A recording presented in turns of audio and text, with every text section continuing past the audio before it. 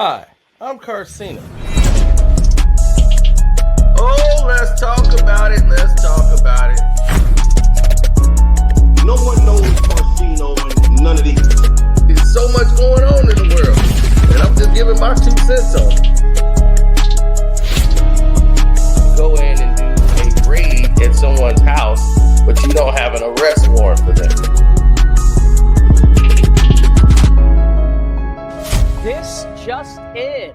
Now on ESPN.com, as the Lakers get ready for Game 5 tonight and a potential closeout of the Rockets in Round 1, a new article from NBA reporter Dave McMenamin is available for you to check out. It's 23 questions with the king, LeBron James. And the author of that article, Dave McMenamin, joins us now here on SportsCenter. Dave, this story out on .com. You spent all season working on it, chronicling LeBron's 23rd campaign in the NBA with one-on-one interviews throughout the season. What can you tell us about the conversation you had with LeBron when you guys were in Chicago back in January? Yeah, Tyler, that night we walked from the visitors' locker room at the United Center out to the Lakers team bus. And of course, the subject of Michael Jordan came up. Now, LeBron's been wearing number 23 since the time he was a child to now a 41-year-old man. And that was because of Michael. And he told me that I hope I made Michael proud wearing that number throughout my career. Now, in terms of comparing their games, he said, we're completely different players. We're both one-of-ones. The parts of Michael's game that LeBron admires are his mid-range game, his post game, and then his determination and will to win. Now, many people, when it comes to the GOAT debate, which LeBron says is just barbershop talk and quite frankly, pretty tiring. When it comes to the GOAT debate, people bring up LeBron James's 4-6 record in the NBA Finals versus Michael Jordan's 6-0 record. And LeBron admitted to me it used to bother him a lot, but at the end of the day, he recognized that people are trying to ding me for making it to the finals. They would have given me more credit for losing in the first round or not even making the playoffs, which makes no sense. And that's given him some solace as the years have gone by. Yeah, those people 4-0 in the finals looks better than 4-6 somehow, some way. That logic doesn't make sense to me, though. We also know that you learned something about James's first name, LeBron. What can you tell us? Yeah, this was something I always wanted to ask him, Tyler. Where does the name come from? And he told me the story that his mom, Gloria, told him was that it was the name of one of his grandfather's best friends. He doesn't really know much beyond that. He never met this best friend of his grandfather. He's not sure the origin of where his grandfather's best friend grew up. He said when he was a kid, he didn't always love, sometimes people would mispronounce his name. He would hear LeBron, he would hear LeBrian. But as he's gotten older, he loves his name, and he loves that he's made that name internationally known around the globe. No one mispronounces LeBron's first name at this point. Dave McMenamin with us this morning on Sports. Now, you hear this bullshit, right? Now, as all the Patreons on here know, it went from his mom saying she made the name up to that now it's his grandfather's best friend.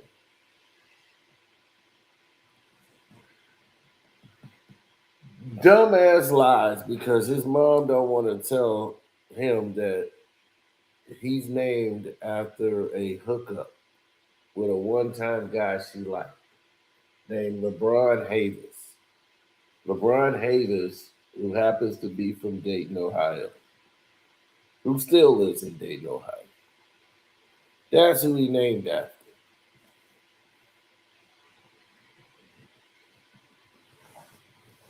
In a one-time booty call,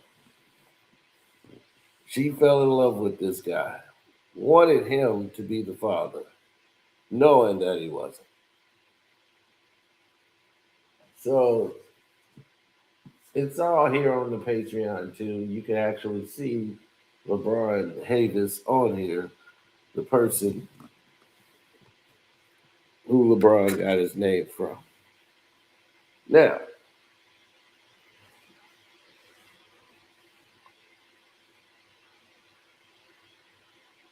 let's go into this full layout as into what's going on, right?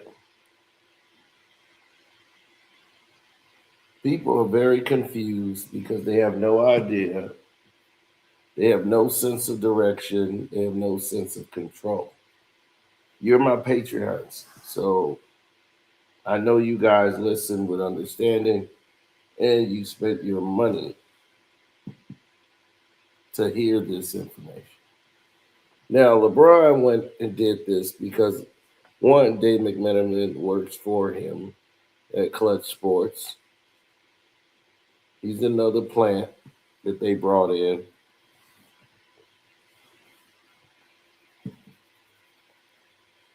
So you're journaling a man's non-final year. Whoop-de-doo. Now he wants to switch after going on the Dan Patrick show when he was mad at Brian Windhorst, who he also brought in and brought into Clutch Sports. You brought Dave McMenamin in,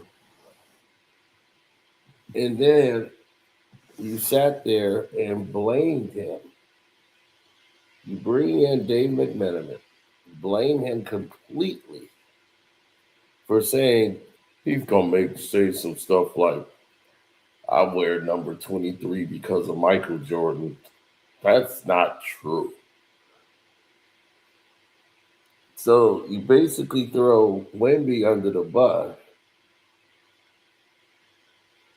The guy who's been covering you from high school, who's never said a bad word about you, but you throw him under the bus,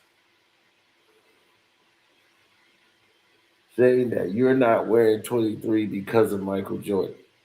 To only say,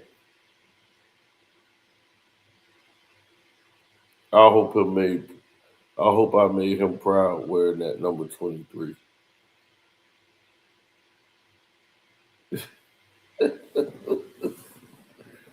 Oh, so now you said you was influenced by Jordan to wear the number 23. But when you was on the Pat McAfee show, you said the guy was lying. You said you've never compared yourself to MJ because our games are totally different. I have been a point forward my whole life. I've always looked for the pass. MJ kind of looked for the shot. Not kind of, he did. He looked for the shot. There are a lot of things where I would say my game is a lot different and a little better than his. That's where you fucked up. At no point, there's nothing you do better than Michael Jordan on the basketball court, even pass. There is absolutely fucking nothing you have ever done, LeBron James, on a basketball court better than Michael Jordan. Period. But shit, he was fucking great. We're both great. Nope, you're not great. We're both great basketball players. No, wrong, you're not.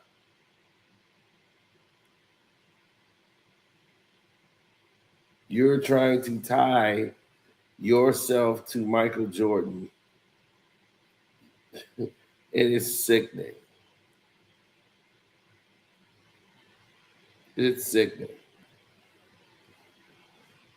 Do you hear Michael Jordan out there attaching his name to you? Why? Because he doesn't need to. He's Michael Jordan. If you were anything of importance or relevancy, this would not be the case.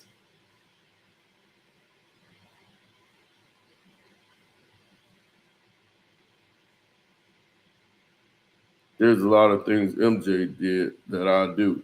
Nope. Not on the basketball court. And I think there's some things that I do better than him. That's just how the game goes. Nope. There's a lot of things I can say in particular. You already know how this conversation is going to be misinterpreted by people, man. Then why the fuck are you doing the interview? I think I'm a one of one.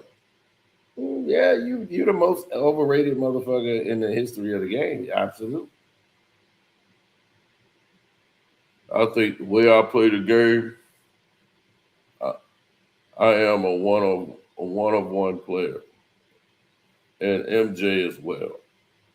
MJ is a one of one. You are one of bum. So that's just the difference right there. You will never be in that category. There is nothing you do on a basketball court that would ever be compared to being better or equal to Michael Jordan. Ever. You're not equal to Dominique Wilkins. You're not equal to Dr. J. You're not equal to Moses Malone. You're not equal to Isaiah Thomas. You're not in this conversation. You're as basic as 1, 2, 3.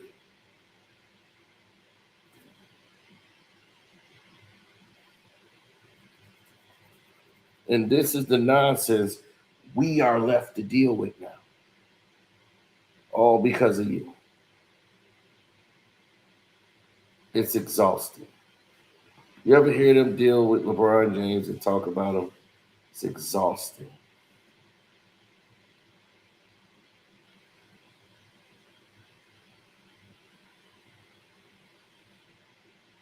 It's a headache and a half. So dealing with a narcissistic person like LeBron, he always does these false, bland interviews to highlight himself because he feels he needs to. Now, who was looking to interview LeBron one-on-one? Nobody. So he uses his own media to get his point across.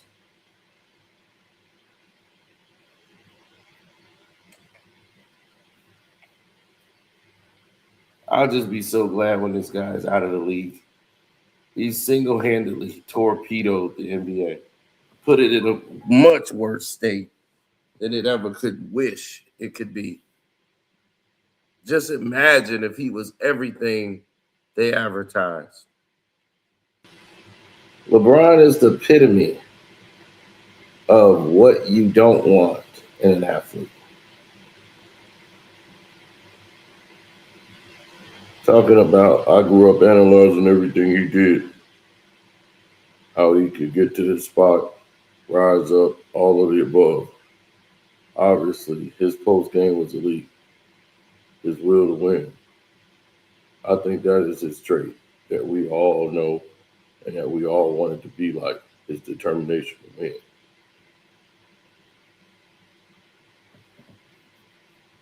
The GOAT debate is a very tiring conversation and barbershop talk.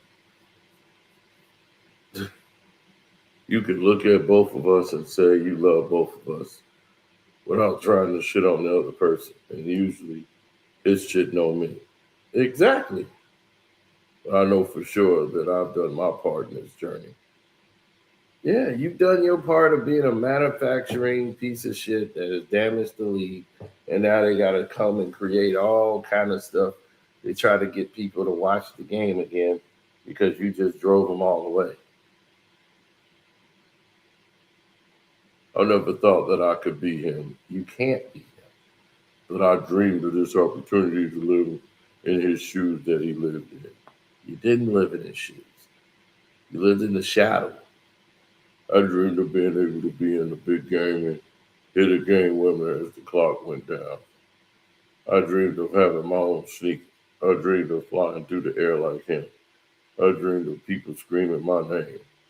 Everything that he did, I needed inspiration from certain people in music and sports during my upbringing. I needed that. Well, that's great that you needed it, champ. But you're not there, champ. You never was. They have to manufacture you shit. And that's why you will never be respected as. Because you didn't do it like a MJ or like anybody else. You had to go run around and the league had to make rules for you and cater to your nonsense. So a lot of us don't respect you. And That's really just the gist of it. Hey, what do you think about that? It's your boy Carcino saying thank you and fuck you. LeBron James.